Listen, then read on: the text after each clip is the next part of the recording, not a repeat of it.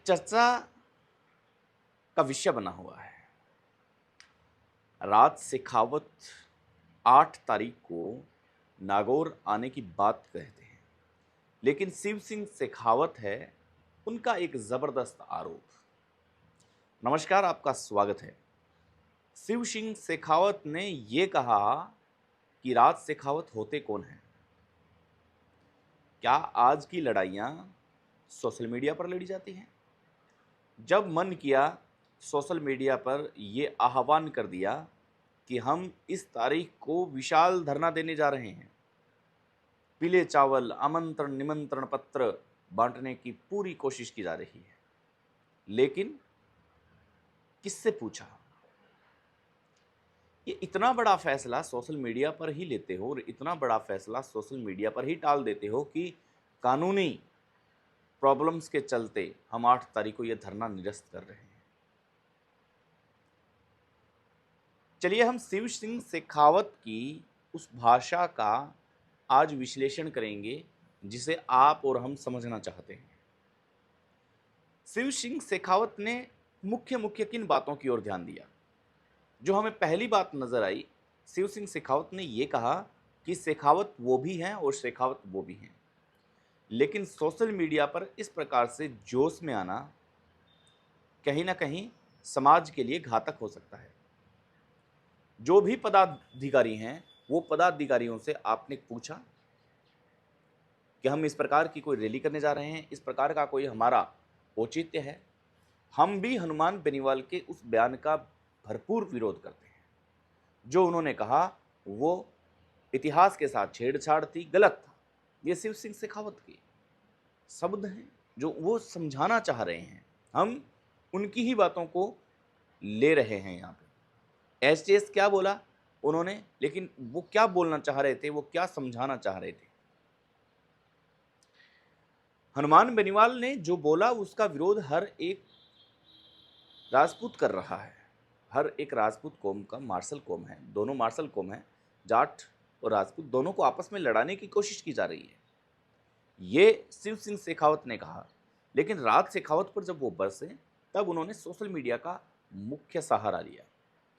उन्होंने कहा कि सोशल मीडिया पर ही आप ऐलान कर देते हो और सोशल मीडिया पर ही आप ये ऐलान कर देते हो कि अब कुछ नहीं होने वाला। क्या इतिहास सोशल मीडिया पर लड़ा गया था? क्या इतनी बड़ी बड़ी लड़ाइयां सोशल मीडिया पर लड़ी गई थी? ये समझने वाली बात है। इशारों ही इशारों में उन्होंने कहने की कोशिश की है कि सोशल मीडिया पर फैन फॉलोइंग होना भीड़ जुटाना नहीं होता।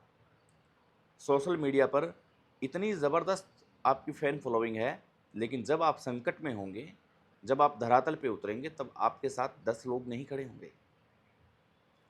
क्या यही डर राज शेखावत को लगा कि उन्होंने हुंकार तो भर दी है, इधर से उन्हें कोई बहाना चाहिए था कि धारा 163, लेकिन करनी सेना के राज शेखावत डर गए? ये शिव सिंह शेखावत का कहना है कि ज़्यादा से ज़्यादा गिरफ्तारी होती, कम से कम समाज का नाम तो खराब नहीं होता। आपने सोशल मीडिया पर वहाँ से नकार दिया कि भाई हम किसी प्रकार का कोई आंदोलन नहीं करने वाले, किसी प्रकार की कोई रैली नहीं करने वाले, क्योंकि परमिशन नहीं मिली हमें। लेकिन अगर परमिशन नहीं मिली तो आप कम से कम वहाँ आते, धरना देते। जितने लोग आए हैं, जितने लोग आपसे संपर्क करने आए, वो लोग भी आते। तो क्या गिरफ्तारी से आप डर गए क्या? शिव सिंह शेखावत यहीं नहीं रुके, उन्होंने शब्दों के प्रहार हैं वो जबरदस्त तरीके से किए। उन्होंने इतिहास को याद करते हुए ये भी कहने की कोशिश की कि इतिहास में राजा महाराजा तलवारों के दम पे लड़ा करते थे।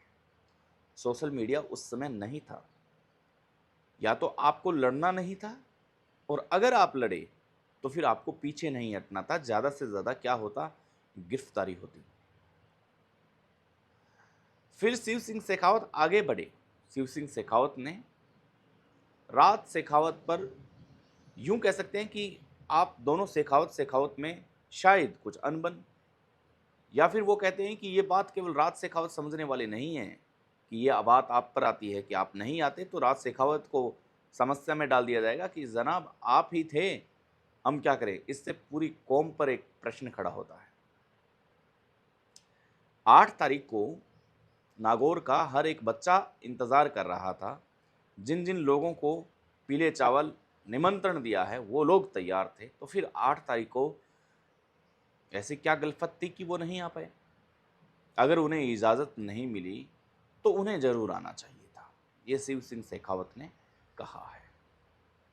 कल बड़े बड़े नेताओं की पूरी नज़र थी, वो नज़र नागौर की धरती पे बनी रही, क्योंकि नागौर में हनुमान बेनीवाल भी उपस्थित थे। प्रशासन पूरी तरह से अलर्ट था कि अगर इस प्रकार के कोई भी हंगामा होता है, सांप्रदायिक दंगा भड़कने की कहीं ना कहीं अगर किसी के द्वारा कोशिश की जाती है तो फिर उन पर काबू पाया जाएगा। और फिर वहाँ पर मौजूद सांसद भी तो है। अब रैली करना, आंदोलन करना, ये एक बहुत अलग बात होती है।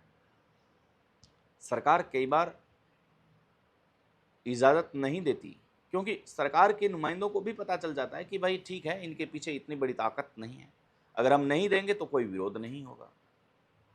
क्या ये घर की फूट हो सकता है कि फूट की वजह से राज शेखावत को एंट्री नहीं मिली? कई प्रश्न खड़े होते हैं। प्रश्न अपने आप में इतने ज़बरदस्त खड़े होते हैं कि इतिहास के पन्नों को भी हम पलटने पर मजबूर कर देते हैं कि इतिहास के पन्ने क्या थे। समस्याएं नागौर के अंदर बहुत थी। समस्याओं के अंदर महकते हुए, चहकते हुए 8 तारीख का जो एक नाम सामने आ रहा था, वो भी बड़ा बवंडर था, बड़ा गजब था कि 8 तारीख को क्या होने वाला है, किस प्रकार की प्राइवेसी को मेंटेन किया जाएगा, किस प्रकार से 8 तारीख को सारा सिस्टम सुचारू रूप से शुरू किया जाएगा। लेकिन 8 तारीख को हुआ तो कुछ नहीं।